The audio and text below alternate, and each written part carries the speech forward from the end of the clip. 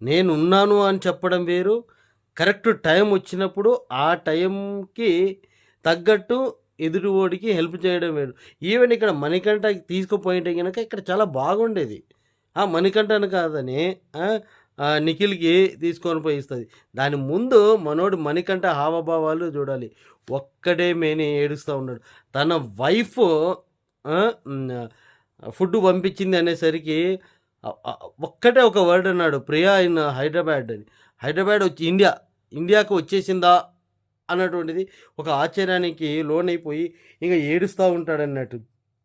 ముఖంలో వెలుగులు 1000 వోల్ట్‌ల బల్బ్ ఎట్లుంటదో మణికంఠ ముఖంలో అట్లా వెలుగుతా ఉంది అన్నట్టు.